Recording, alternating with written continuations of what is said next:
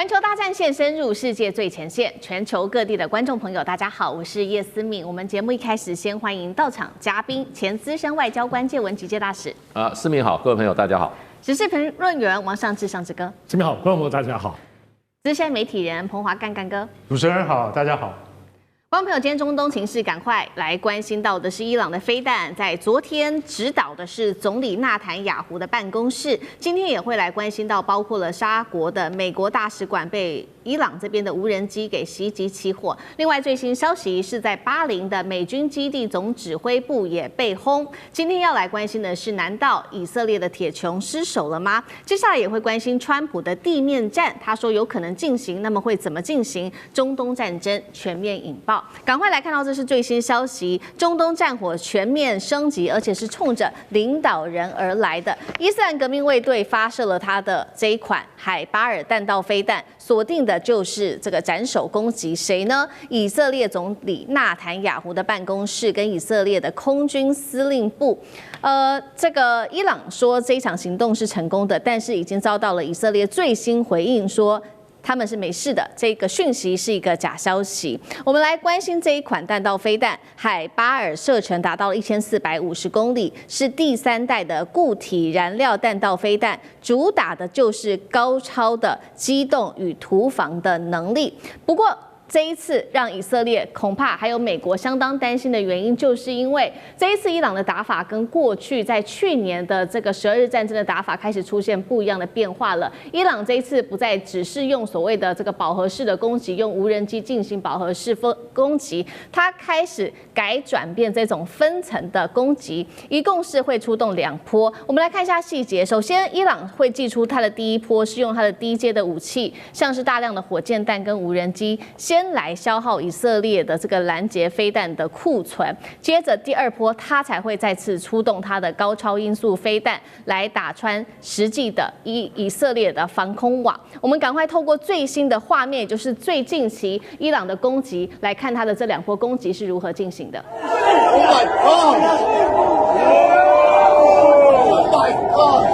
好，这个是我们看到伊朗在这几天发动的最新攻击。首先就是我们刚刚提到的第一波，它会透过这种低阶武器、大量的飞弹来进行攻击。紧接着第2波，我们才会看到一个比较快速，刚刚有画面上看到一个高超音速的飞弹，再进行第2波的攻击，成为现在伊朗的最新的打法。实际行动我们也来看到，这是伊朗发动的代号，这个叫做真实承诺4的军事行动。当时所出动的就是法塔赫高超音速飞弹，末端速度15马赫，具有机动变轨的能力，并且搭配重型的弹头跟急速杀伤模式，专门可以压制住不管是指挥系统、防空节点跟军事基地，有效的突破来自于以色列不管是它的剑3、大卫弹弓或者是铁穹等等的反制系统。那么战火不只是在以色列而已，沙国证实了美国大使馆遭到2架无人机袭击起火之外，我们刚刚也特别提到了最新消息，巴林的美军基地总指挥部同样已经遭到了伊朗的攻击。节目一开始要特别请教大使怎么看了伊朗这一连串的攻击，包括运用它的高超音速飞弹来突防，是不是包括了这个纳坦雅胡的办公室铁穹都挡不住吗？这样子做是等于是斩首吗？以色列的防空神话有没有被打穿？大使怎么做解读？我想伊朗这一波的这个飞弹跟这个无人机攻击啊，它有2个目的，一个是当然是报复性的啊，第2个就是威慑跟吓阻性的。那么伊朗在战前，大家估计它有2000多枚这个导弹啊，这是相当大的一个数目。那它的无人机过去在这个俄乌战场上表现就非常精良哈，而且数量非常的大。那么2天以前，这个伊朗当局啊公布了一个影片，他们在地下道里面哈，一个地道里面哈，也是地下的一个大的一个基地里面啊，囤积的那个导弹跟这个无人机的数量看起来是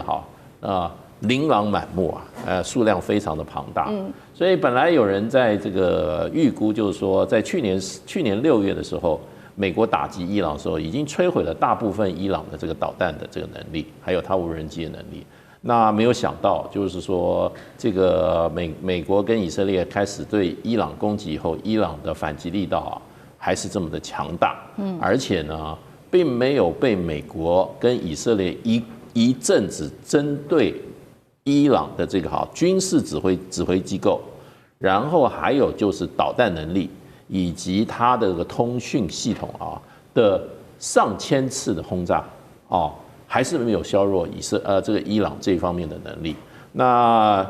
整个说起来，稍微盘点一下，过去几天伊朗对于8个它邻近，还有呢就是有美军基地的这些国家都发动了这个飞弹、导弹，还有这个无人机的攻击，有4个国家都造成了实际的损害。那么像这个比较这个国际怎么讲呢？比较注目的谁说？像杜拜，那很多地方都怎么讲？包括民用的设施都被炸坏了。那么这个造成现在像这个杜拜他们这个航空还有对外的交通一片大乱。那最近刚刚还恢复。那其他的话也比较这些具体的以色列的，那也证实了有好几个地方，包括特拉维夫，包括海法堡都被以色列的都被伊朗的飞弹所击中。那前天伊朗就基本上呢，他们大概新的领袖3月1号一上任以后呢，他们有新的决定。一个新的决定，最重要一点就是不再跟美国跟以色列，尤其是美国进行外交谈判，那也就是完全切断双方的，那就展现了他战斗的决心接着他就指定说，我要打这个以色列总理的这个官邸，还有以色列的空军总部。那当然这个打击的情况的话，那当然现在不得而知不是很清楚，各种传言我想现在开始，美国跟以色列会封锁消息，因为这个东西，你的飞弹跟你的这个无人机是不是打出了结果的话，对方被打的人他基本上他都不吭气的，他不会让你知道你打击的成果怎么样。所以呢，可是呢，就过去还有最近这几天那么伊朗的导弹，尤其是这个叫法赫德2，这个在过去的时候，那么就证明了它的精准度是很高的，射程很远的。我记得2年以前那个时候，当时的话也是伊朗受到攻击以后，他用法赫德飞弹，它是超高音速地对地的1400到1500公里射程的，打过在伊拉克的这个那时候是这个莫萨德的在伊拉克的总部。那么打得非常的精准，当时西方媒体说，哇，不但这个打得远而且呢，他打的建筑物该打的建筑物误差非常的小，所以这个对伊朗来讲，我觉得他这一波的反击他是有把握的。那当然他有他的战术，他的战术一定是无人机、一般的导弹跟超高音速导弹这种交互使用。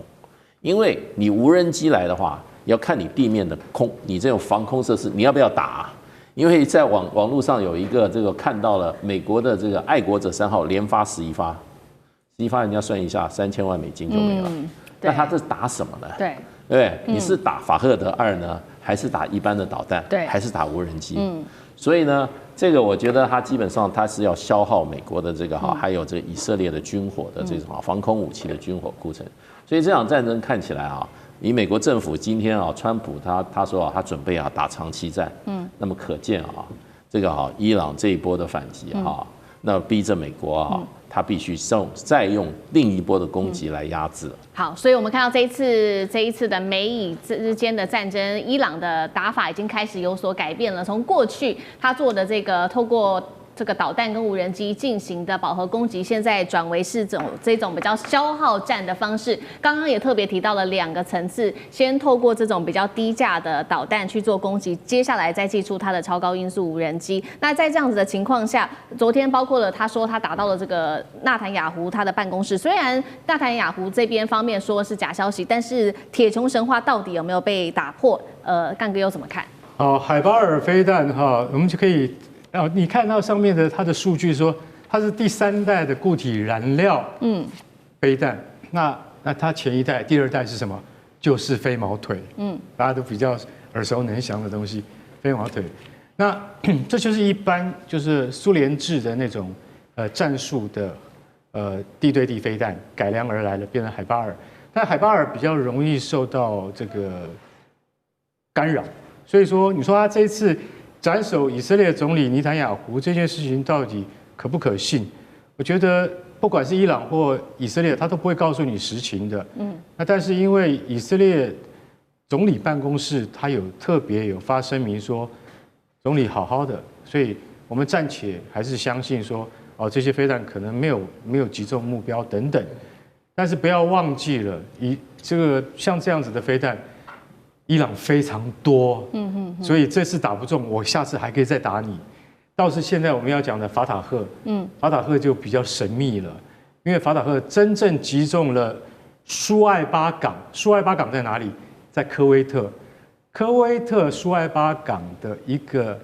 美军的军事前线基地。好，我就坦白告诉你好了，这是美军中央司令部的前线办公室，就设在那边。一排，他们是用什么方式呢？因为像这种前线办公室的话，他们没有固定的建筑物，它是一排的货柜车在那边，你看起来像货柜，里面真的进去一看，你就好像是无人机的指挥基地一样，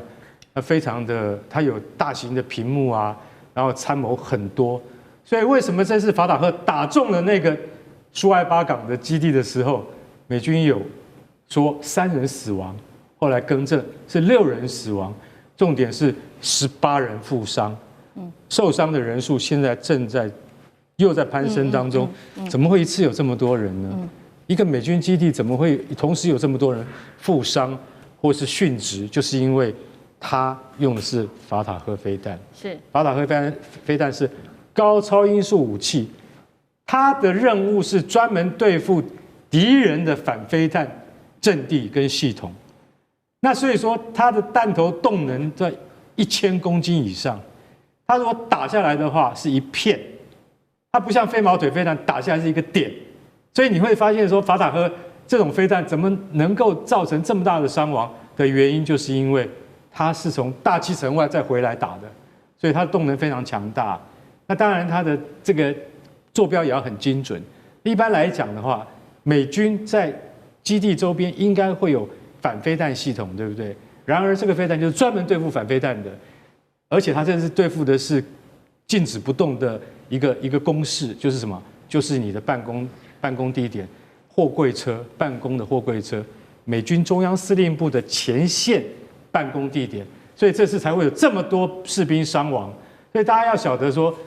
美军在空袭伊朗的过程中，的确没有损害一兵一卒，但是这次被法塔赫飞弹给打中了，损伤是非常惨重的。所以这件事情对美国而言教训是很大的。我相信不会只有死伤这么多人，因为你要知道，那一个办公室群至少有大概50-60名这个高级参谋以及非常精于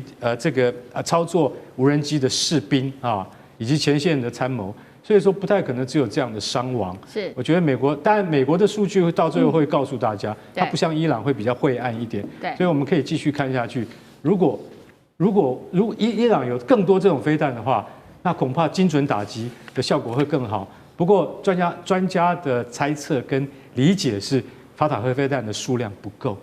不然的话早就拿出来用了。这样。好，那现在美方面对还有以色列面对来自于伊朗的压力，不管是导弹或者是它的无人机，甚至有没有排除这高超音速导弹，都还要持续的做关注。不过呢，美方现在持续的针对伊朗在做极限的施压。川普最新回应了，他说呢，最猛烈的打击到现在还没有展开，他要注意的是下一阶段，他说会更严厉，不排除川普说了会派遣地面部队。一位美国的高级官员也说了，接下来的24个小时之内，美军会大幅加强攻势。国务院最新已经要求14个中东国家的美国公民都尽快的撤离。那么，伊朗先前曾经宣称在科威特上空击落3架 F-15的美军战机，那美方已经站出来澄清了，他说这只是友军的误击。不管怎么样，现在可以看出来，美伊战争他们的这个战争的风险持续的升高当中。川普说的不排除地面战，有没有可能真的进行？如果真的发生的话，中东会不会迎来全面战争？